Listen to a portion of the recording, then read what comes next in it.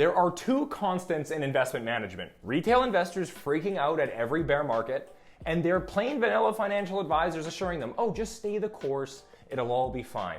Is there a more intelligent approach to stock market crashes?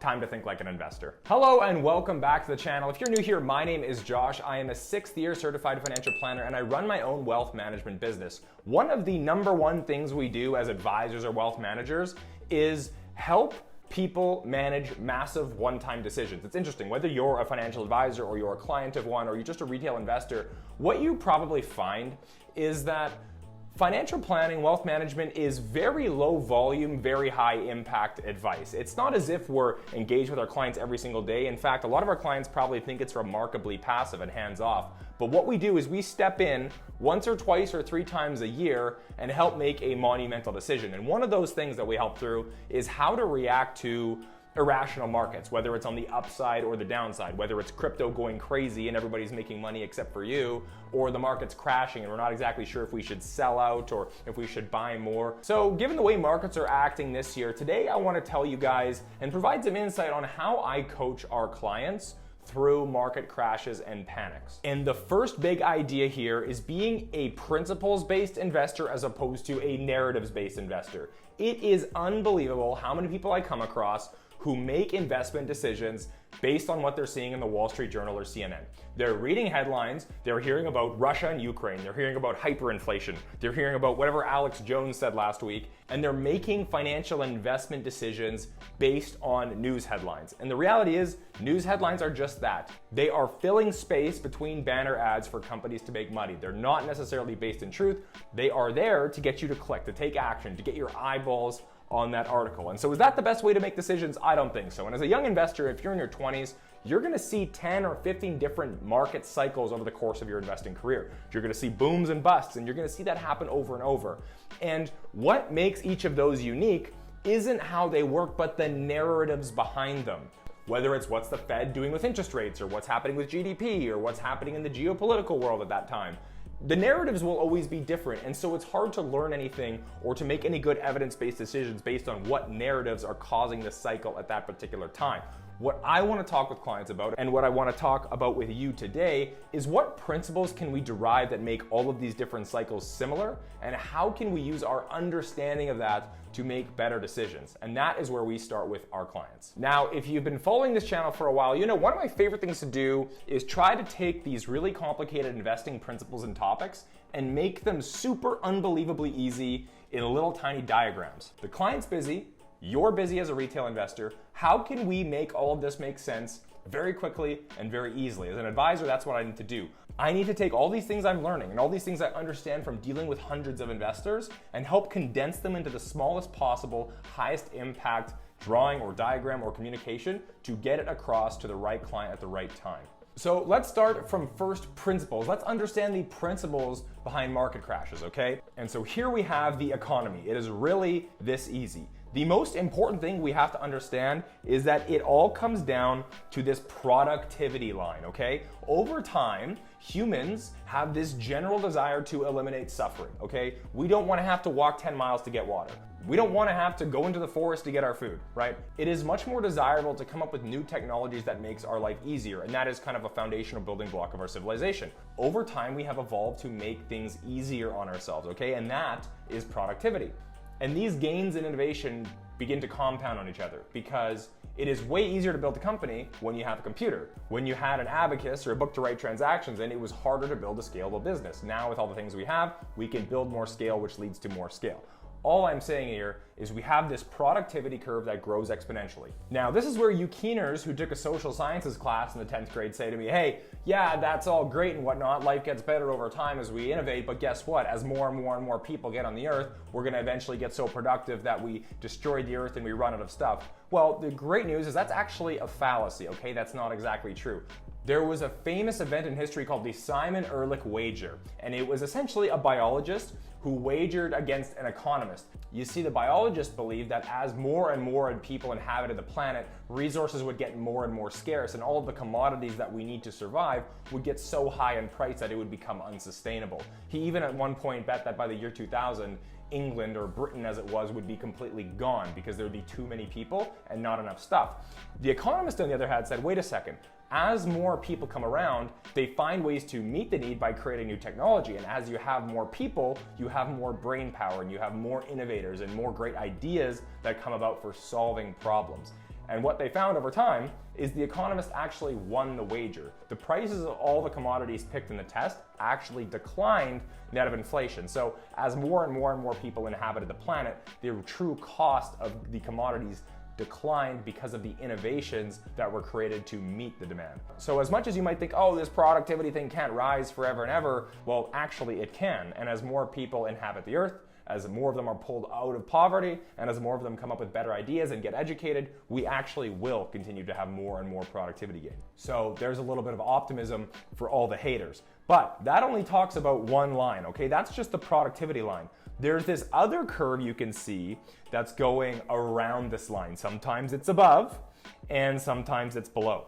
But what we need to understand about this line is that it is the leverage or the debt cycle. So yes, our economy grows with productivity over time, but it can't really grow faster than the rate of productivity or faster than the rate of innovation unless we come up with some sort of financial engineering tactic to borrow productivity from the future. And that's exactly what we have done. So we have around this productivity line something called the debt cycle. And so as you've done before, you maybe couldn't afford your first home, so you had to take out a mortgage to buy it. Or you needed to buy a car to get around, so you took out a loan to buy the car. And so what you are effectively doing is you are borrowing productivity from the future so that you can afford something that you need right now. And so let's think that through. Let's say you don't have enough money to buy a house, so you take out a mortgage. What do you think that does to the economy? Well, you just borrowed money from the future to spend now that is going to go to a home builder who is then going to distribute some of that money to a lumber supplier and a bunch of laborers and a bunch of different assets that go into building that house that will then pay those employees, that will allow them to have more money in the present, that will allow them to spend on other things. So what you're doing effectively is you're borrowing a lump sum from the future that you promise to pay off that then amplifies the activity in the economy right now. So what we see is as people take on large amounts of debt, we have booms. Maybe interest rates are low. As people take on more and more debt and we have these growth spurts, is eventually enough leverage, enough debt is taken on that it now needs to be repaid. So we go through these cycles of leveraging and deleveraging and leveraging and deleveraging where people borrow from the future and then have to pay it off, and then borrow from the future and then have to pay it off. Because in order to innovate, in order to create innovation, companies need to be able to raise money. And so debt needs to be created in order. So all this being said, simply put, the economy is literally just the debt cycle that is moving around our long-term rate of productivity. Now, if you can understand this model of the economy where we have one set line that acts as the base and then leverage around that line, we can then really nail down in a concrete way why stocks go through booms and busts and what to do about them. But first, let's talk a little bit about investments and their prices, okay? What we need to understand is that the price of any investment in the world, the price is equal to the current profits of that investment, right? When we buy an investment, what we're effectively doing is we are exchanging something now, usually money, in order to get some sort of benefit later out into the future. And so we're buying a future stream of profits. So an investment, the price you pay is equal to the profits it's generating times, here's the big thing, times some multiple of what investors are willing to pay.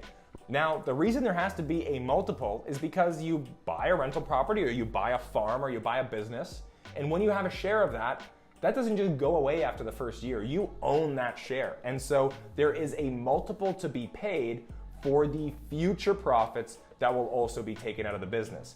And so profits are easy to understand. It's what were the profits in the business of that rental property or that farm in this year. The multiple's a little more complicated. The multiple comes down to investors' expectations of the future. If people think that, well, economic growth is going to get really slow and maybe this business is going to get hurt in the future, you will want to pay less of a multiple of profits for that business. if all of a sudden you have an incredible new technology like Tesla and maybe it's going to change the entire world and the way that everybody gets around, and people are seeing it as the savior to the climate change catastrophe, and oh my goodness, we have to get a Tesla.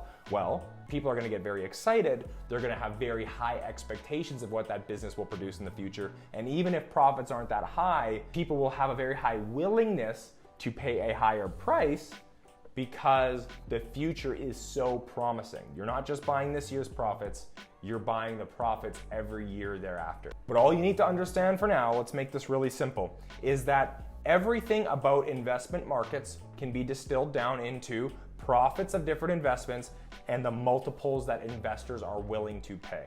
Therefore, you remember this graph about the economy and how there's a cycle that moves around some sort of constant variable? Well, let's look at the stock market. Now what we have is profits of businesses. Over time, as more people come into the world and as more businesses get their products out there and as there's better innovations, costs come down, businesses get more profitable. And oftentimes they're getting more profitable in relation to this cycle we mentioned above. In booming debt cycles, profits go up. And in maybe deleveragings where people have to pay back that debt they borrowed, well, now those profits might come down. And that is shown by these little tiny squiggles in our profits line, okay? So what we know about the stock market is that investments overall, stocks included, the price of these things come down to what are the profits they generate today times some multiple to compensate us for future earnings, okay?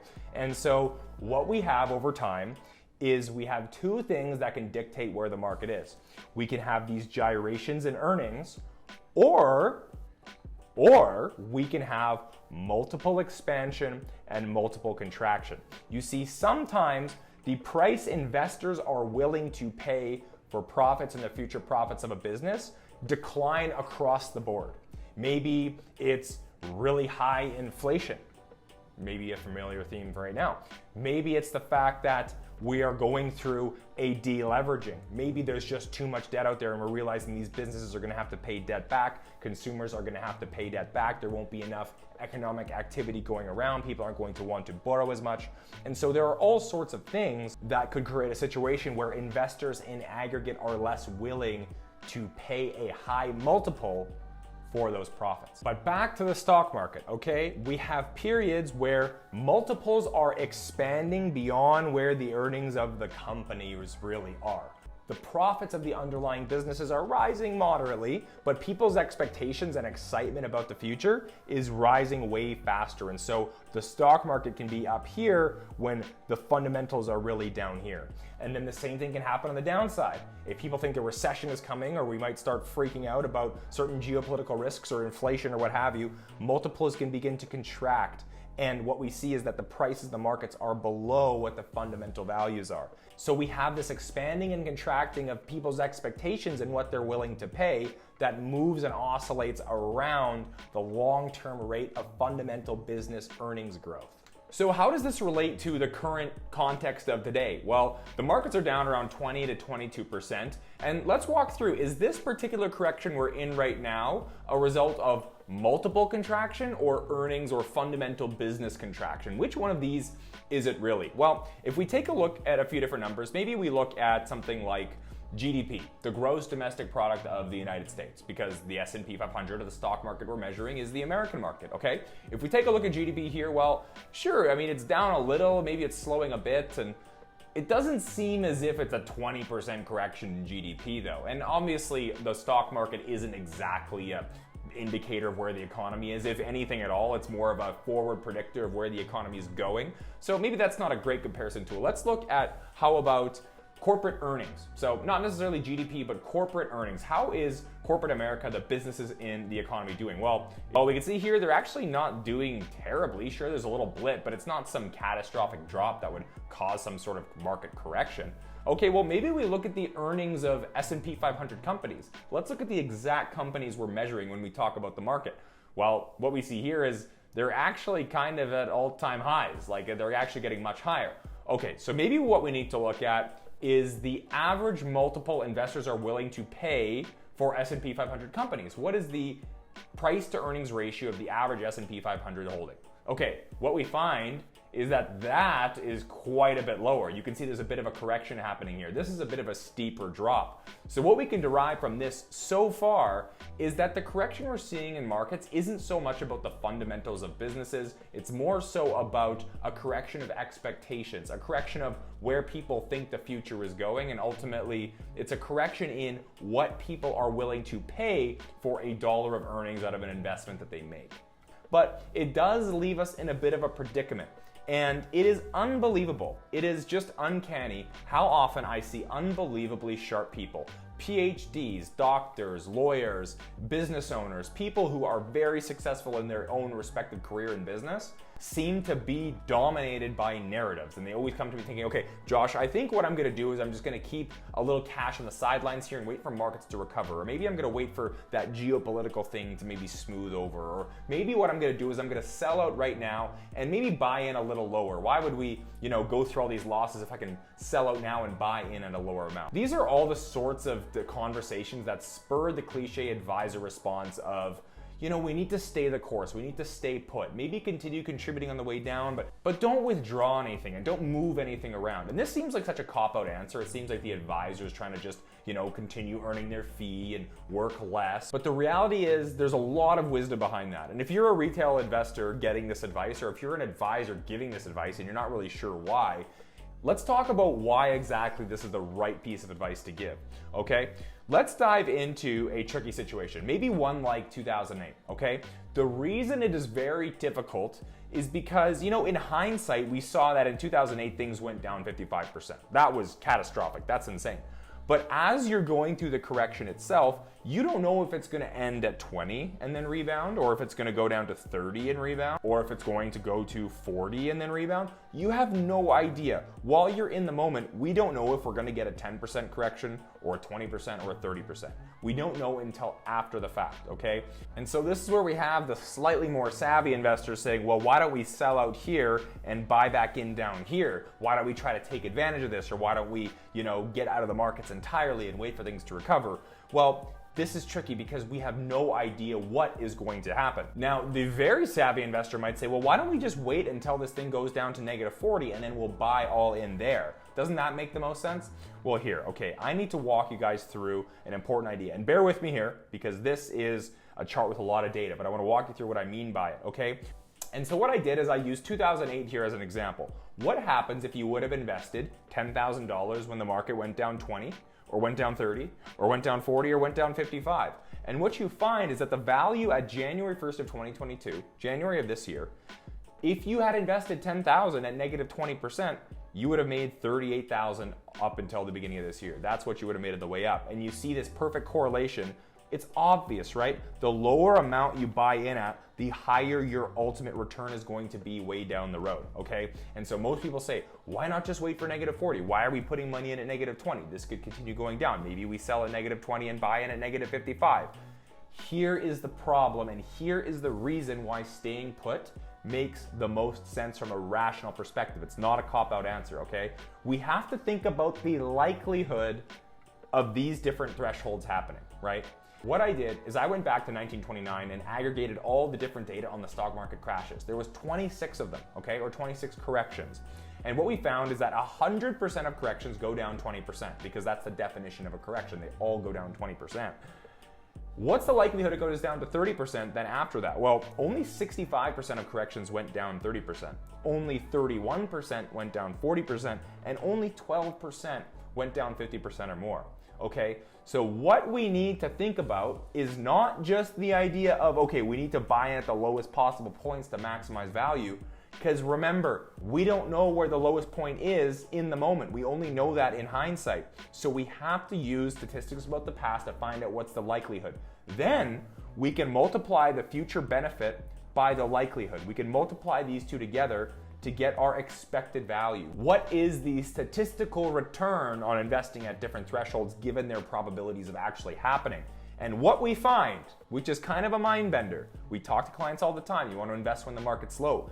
Yeah, but the reality is you actually have the highest expected value at the earliest thresholds. And as you go down, the expected value gets lower and lower because the likelihood of those low thresholds happening becomes less and less, okay? So this is why it seems weird. Why is my advisor saying we should buy when it's low, but then not wanting for us to wait to go lower? Why does my advisor say buy when it's low, but then he doesn't want to let me sell out when we're down 10 and try to rebuy it at negative 55?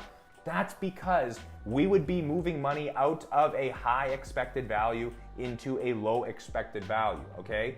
Does this kind of make sense? I hope this is clicking for you. And so what we do for clients is we have summed these expected values. We say, okay, what is the sum of all those different expected values? And what percentage do each of these make up? And from there, we determine how much should you invest at each level of market decline. And if you take the sum of the expected values and you divide each one by the sum, we find out, okay, what is the amount we should invest at each point? And what we find is that for us, it's something approximating this. If the market goes down 20%, invest 42% of your cash on the sidelines. If the market goes down 30%, invest the next 31%. If the market goes down to negative 40, throw an extra 17% and then keep 9% in a reserve in case it goes to that negative 55 point. Now, this isn't exactly perfect because for risky investors, maybe you'd actually want to start using a leverage around negative 40 or negative 55, but that's a conversation for another day. Now, you might say, hey Josh, what if it goes down to negative 30 and then it continues going down, but it only gets to like negative 37 and then the market starts rebounding? Oh my goodness, what's going to happen? We still have money on the sidelines. We still have 17 plus 9. We still have 26% of our money that isn't invested yet. We didn't get to take advantage, and all of a sudden the market's rallying and it's returning. Well, guess what? The average bear market goes down 30 to 35%, which means within the first two thresholds, you are gonna get 3/4 of your money into the market opportunistically. Who cares about getting 25% in at the very lowest points if we already capitalized on the highest expected values in the average market crash? If you go through these cycles 10, 15 times over the course of your life as a young investor, you're gonna capitalize super well on these, and the law of averages is gonna play out, and you're gonna do a phenomenal job going through these. So anyways, guys, I guess what I'm trying to get at is the market crash we're going through isn't exactly a massive reason for concern. I think it's just a standard correction, and I hope this gave you a little insight into how a professional who has hundreds of clients helps manage these situations with our clients to make the best statistical decision so that their investments and their financial plans aren't guesswork, that we have some strategy for managing the times when things get really emotional. So if you enjoyed this video whatsoever, got any value at all, make sure to hit that like button below, hit subscribe, and turn on post notifications for more videos just like this one every single week. Until next time.